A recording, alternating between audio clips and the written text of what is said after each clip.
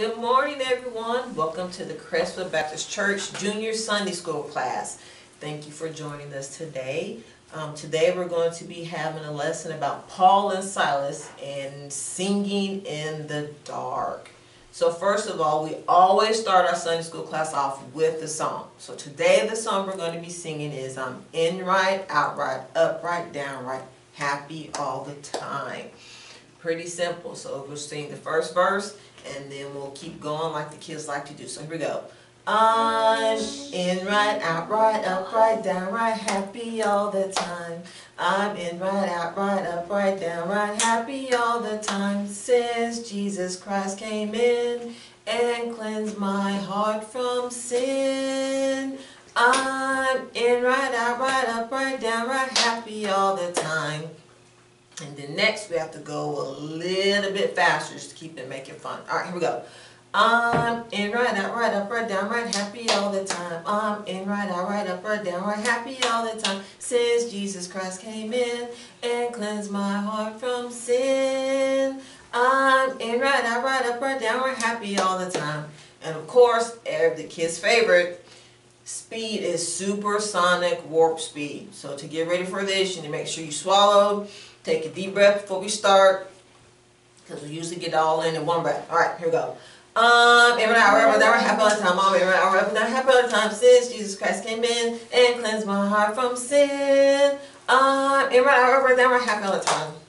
And of course, if you want to make it a little bit more fun, you can try doing it backwards, which is I'm down right, up right, out right, in right, happy all the time.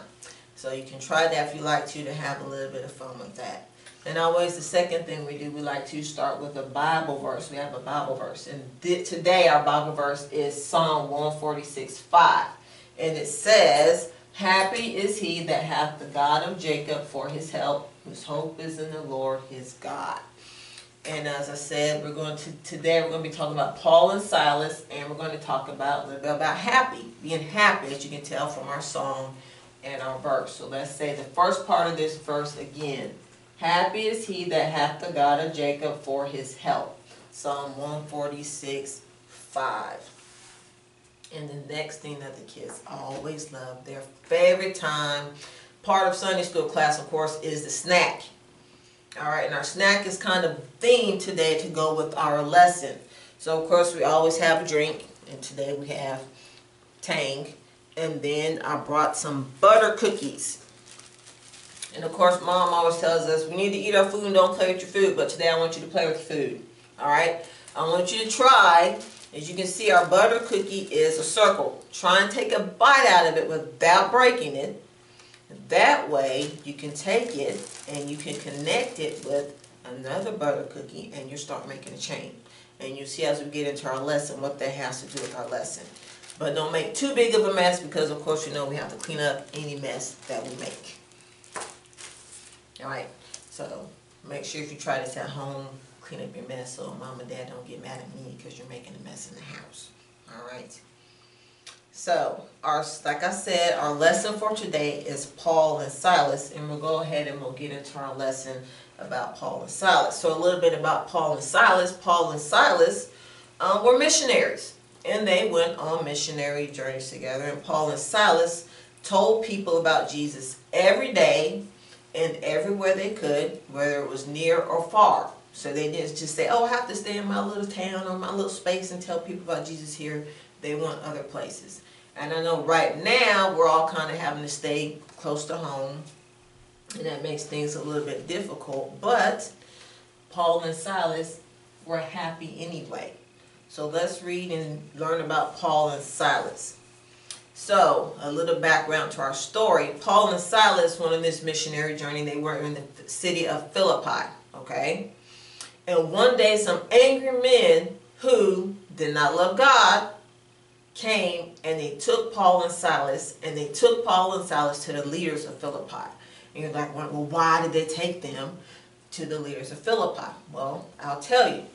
I'll come over here and draw a little picture here. They were taken to these leaders of Philippi because of a little girl.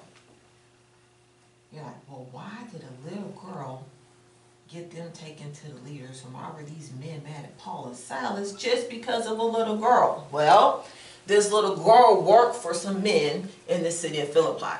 And they liked what she did, and they were getting money because of what she did. Well, the Bible tells us that this little girl followed Paul and Silas around for many days after they came into the city. And as they were following her around, Paul turned around to her and talked to her, and he actually showed her and told her how to be saved. And she got saved. And after she got saved, of course, what do you think? She was now happy. But guess what? Those men that she worked for, they weren't happy, because now she was not doing what she was doing for them and making the money like they were before. So that's why these men took Paul and Silas to the leaders of Philippi. And the leaders of Philippi got so mad, they said, you know what? You guys are going to jail. And not only did they send Paul and Silas to jail, but they beat them before they were thrown into prison. And after they were beaten in front of everyone, the angry men who this little girl worked for, they took them to the jail. And they took them to the prison keeper and the jailer, and they said, you know what? Put chains around Paul and Silas. Put metal chains around their ankle. So as you can see here, Paul and Silas were thrown into jail. And the prison keeper was doing his job, and he did exactly what these men told him to do. So I have here some handcuffs. Oh, I know some of you boys have these handcuffs at home. And so they took chains like this. The Bible calls them shackles, put them around their ankles. But not only did they put them around their ankles, there's a chain in the middle of the shackles that chained Paul and Silas to a wall. And this wall kept them exactly where they were. They couldn't go anywhere. They couldn't do anything.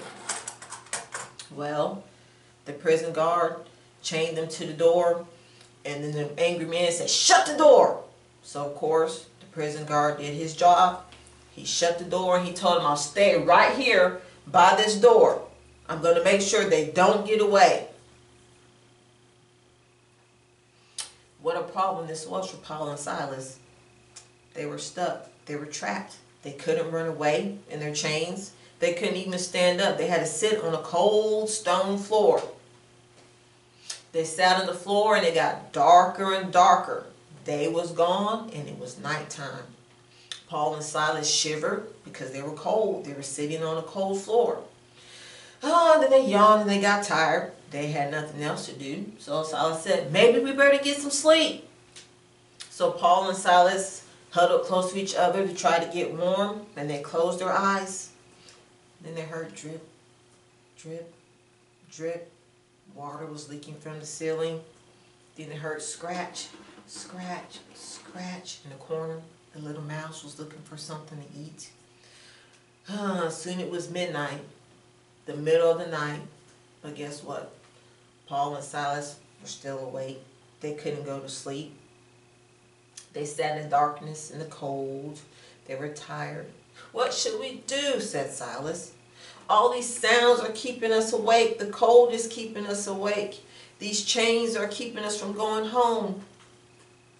But Paul reminded Silas, nothing can keep us from being happy. So, Paul reminded Silas that God was with them and he would help them. So at that midnight, Paul and Silas began to sing. Paul leaned back against the wall and he started singing because he loved God. Suddenly, Silas smiled and he started singing too. Paul and Silas sang songs about Jesus. Paul and Silas sang and sang. What a strange thing to do when you're sitting in jail, right? You can't go anywhere, but they started singing. And all the other prisoners heard them sing. Even the jailer who was sitting outside the door heard them sing. And the jailer started thinking, I'd like to know more about Jesus.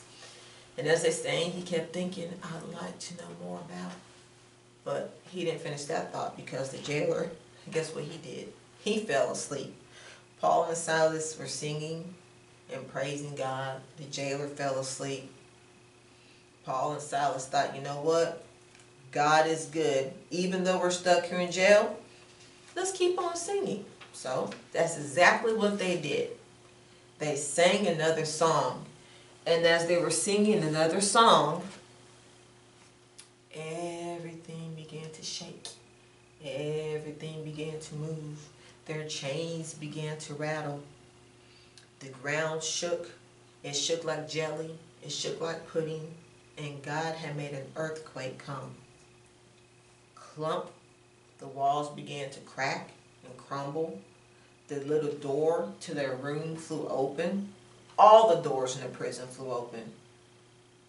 The thick metal chains that were on their feet broke.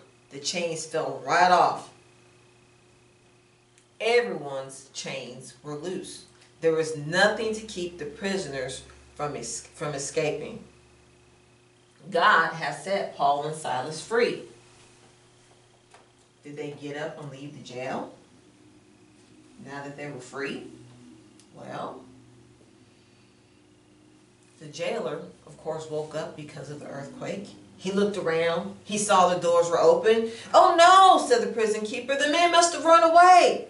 Paul and Silas must be gone." So the prison keeper, he was scared and he was troubled. He was trembling because he knew, "Oh man, I'm in trouble. My prisoners are gone." And the prison keeper thought, "You know what? If my prisoners are gone, the leaders of the city, they're going to put me to death." And he thought, "Well, I'm not going to let them do that." He said, "I'm just going to take my sword out. I'm going to kill myself. I'm not going to wait for them to do it because I don't know what they're going to do to me." Well, all of a sudden he heard a voice. "Stop! Don't worry. We're here. We didn't go anywhere. Don't hurt yourself." The prison keeper was very surprised because Paul and Silas could have gone free. Their feet were loose. The doors were open. But they did not run away. The prison keeper thought, "You know what? Paul and Silas must be very brave. They sing about Jesus in the dark. They don't run away when the earth shakes." He was so surprised. He said, "Someone quick, bring me a light." So he took his light and he went to the door and he peeked into that little room where Paul and Silas were. He was so grateful that they had not run away that the prison keeper, he just fell down on his knees before Paul and Silas. He's like, "Sirs," he said, "what must I do to be saved?" And Paul and Silas told him, "Believe on the Lord Jesus Christ and thou shalt be saved and thy house." And the prison keeper was kind of excited. He said, "My family? My family too? They need to be saved." So the jailer took Paul and Silas to his house. He was so excited about the fact that, you know what, I can be saved, my family can be saved, so we're going to go and I'm going to take them to my house so my family can hear about this too. They went to the jailkeeper's house. Paul and Silas told his whole family about Jesus. They told his wife, they told his big boys, his big girls, they told his little girls, his small children, even they listened. And the small boy began to smile and he came up to Paul and he said, "You know what? Thank you for coming to my house. Thank you for telling me about Jesus and telling us about God." Paul smiled, Silas smiled, the prison keeper and his family smiled too. Because Jesus is wonderful, Paul said. We must tell everyone about Jesus. We want them to love God too. His whole family trusted Christ, and then the jailer took care of Paul and Silas. He washed their wounds and gave them bandages, and then of course he fed them because they had been in jail and they hadn't eaten anything. But Paul and Silas had taken care of him and his family. Now the prison keeper was taking care of Paul and Silas. Now Paul and Silas, they're free, they've eaten, they got their bandages, they've got their wounds taken care of. Now what? Now what was going to happen to Paul and Silas? Well, the next day,